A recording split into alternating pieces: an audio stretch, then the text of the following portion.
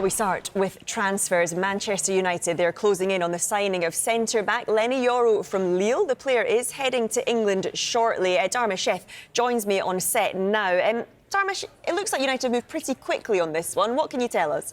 This has come as a bit of a surprise, actually, simply because it was thought that his preference, Leny Yoro's preference, was to go to Real Madrid. However, we told you last week that Manchester United agreed a deal with Lille, and it was worth in excess of £50 million, including performance-related add-ons. However, there wasn't an agreement with the player. And because his preference, it was thought, was Real Madrid, I think he was waiting for Real Madrid to come in. They were not coming in with a deal that matched what Manchester United wanted. And it was in Lille's interest to put it out there that the agreement had been reached with Manchester United, simply because it was their way of saying, this is how much it is going to take to sign Leny Yoro. The only downside for Lille, it seemed, was the fact that Yoro's in the final year of his contract.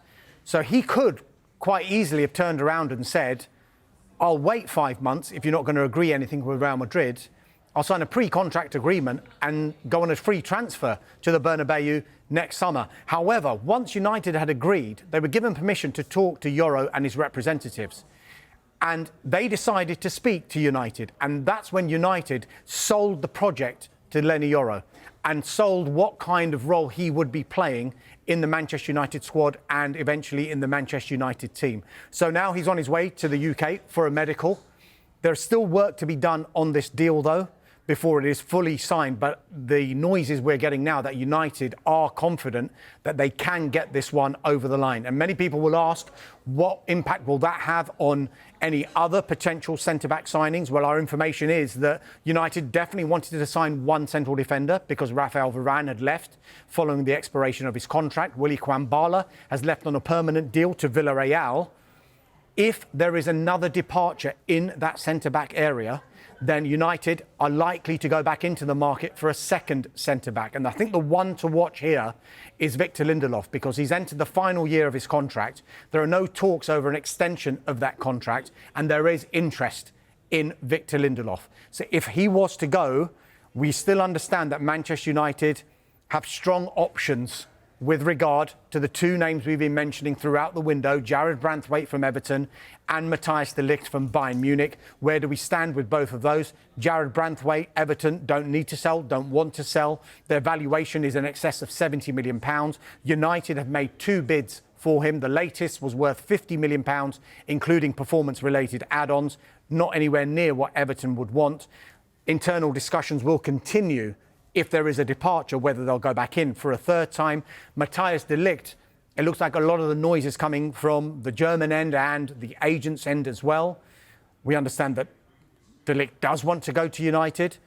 Bayern Munich want to make the deal, but Manchester United haven't agreed a fee with Bayern Munich. And as it stands, they've put all of their energy into signing Leny Yoro. If and when he does sign for Manchester United, the next step will be whether there will be any further departures in that area, in that position, to dictate whether Manchester United will go back into the market. OK, what else then? Where are we with Victor Osimhen? Is he heading to PSG? This is a very, very interesting one, because last week I told you that Napoli were very interested in Romelu Lukaku, but it was all dependent on Victor Osimhen's future. Now, there are a lot of Saudi Arabian clubs who wanted to bring in Victor Osimhen. And I think Napoli would have been happy to do a deal because they knew they would get the money that they would want for someone like Victor Osimhen. However, the player himself probably doesn't feel that Saudi Arabia is the right step at this stage of his career. He wants to play Champions League football at this stage of his career.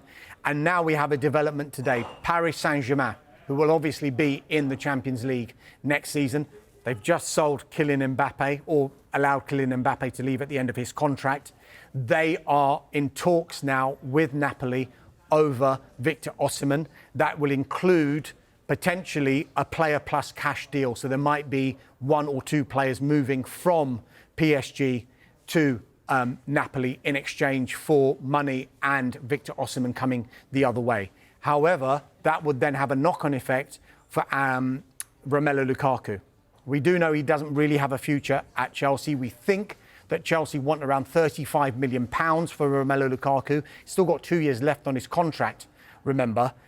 And there is that link. Napoli's manager, Antonio Conte, he managed Romelu Lukaku when Inter Milan won the league with Romelu Lukaku spearheading that attack back in 2021, their first Scudetto title for 11 years. So you can see why there is that relationship. And when Antonio Conte came into the job, I think one of his priorities was to try and bring Romelu Lukaku to the club. So it could be a deal with Osimhen and Lukaku that could work for all parties, the clubs and the players.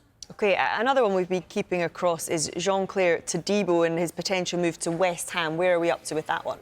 Yeah, so probably good news that's slightly tempered for West Ham United, this one. So West Ham United have agreed a deal with Nice.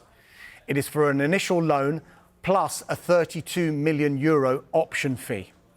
Now, we told you last week that West Ham United had a bid rejected of around €30 million for Todibo. They've obviously gone back in and now they've agreed this deal. However, one source has told us that the player's preference is to go to Juventus. And I think that the player and the club for an agreement between those two with Juventus would probably be a lot easier than it would be with West Ham, because West Ham United don't have an agreement with the player just yet. However, significantly, Juventus don't have an agreement with Nice. And now it is in Nice's interest that this is out there, and it's a €32 million option price plus however much West Ham United would be prepared to pay in a loan. That's what Juventus would probably have to match if they're going to get Todibo. So West Ham really trying and being ambitious in this transfer window to try and get this player. It just might be out of their hands, though, simply because Juventus can offer Champions League football, they can offer European football, and that's probably what Jean-Claire Todibo would want. Dharmesh, always a pleasure. Thank you for now.